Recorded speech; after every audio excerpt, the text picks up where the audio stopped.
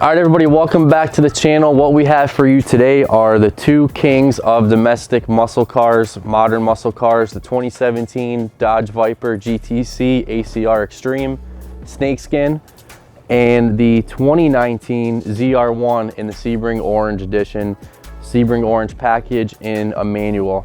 Got 8 miles on the Snakeskin Green Viper, 180 miles on the Sebring Orange ZR1. And there's a lot of talk lately of which car is better, which car do you think is going to be worth more in the future. Really hard to say. The conversations I've had with a lot of people, I continuously tell them that the Viper is 4 years old right now. The ZR1 is 2 years old, but the ZR1 is knocking on the door, and some of them doing as much as some of these Vipers have done, especially the real low mile stick ZR1s, really knocking on the door of 300 grand. We all know the one on Bring a Trailer for the Dodge Viper, the GTSR, VIN number 1 with 50 miles, did 400 grand. But if you were to find and even get your hands on VIN number 1 in the ZR1 in a manual transmission, I don't think you'd be too far behind those numbers in price.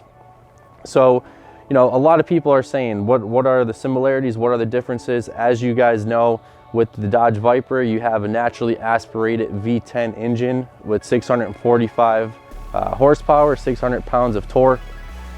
On the ZR1, you have the LT5 with 755 horsepower, 715 pounds of torque, but you have a car that is supercharged. The wing, obviously, very noticeable on both cars. The wing on the ZR1 is part of that ZTK track package, and that is producing 900 pounds of downforce.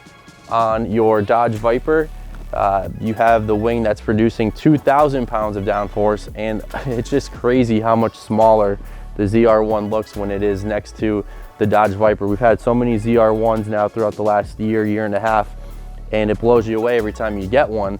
But when this Viper came off the trailer and we saw the wing and its appearance, it's just a monster, aesthetically speaking. So the Extreme package with the Viper, I would say right now, is probably bringing anywhere between $40,000 to $50,000 more with that package, especially in real pristine examples. Very similar to the ZTK package on the ZR1. One just sold on Bring a Trailer this week, 845 mile automatic for 180 plus fees.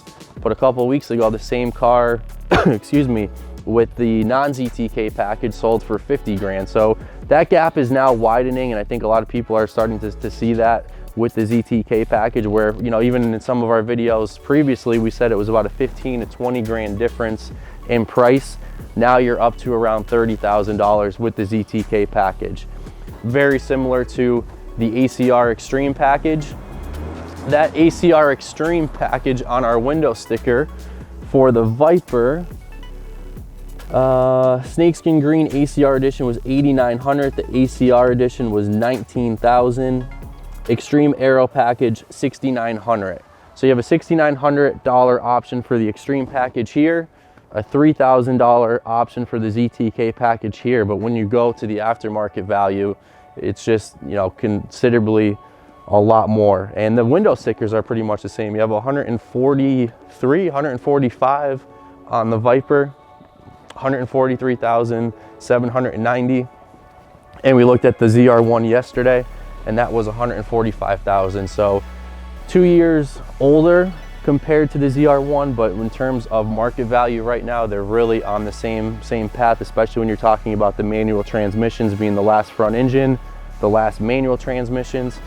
Here you have the last of an era, really, of the Dodge Viper. Last year it was produced, and a special edition. So two highly collectible cars. I don't think you could go wrong either way. If you're a Mopar guy, if you're a Chevy guy, or just a car fan like us, two great pieces to have as part of your collection. We've watched some videos where they were tracking them and driving them. The Viper has 13 road course records. You have a car here that on the track was doing damage as well. So two great cars, whether you want to collect them, whether you want to take them to the track, take them on the streets, whatever it may be. Two great cars for you know, domestic muscle cars to continue on with a lot of history from its past.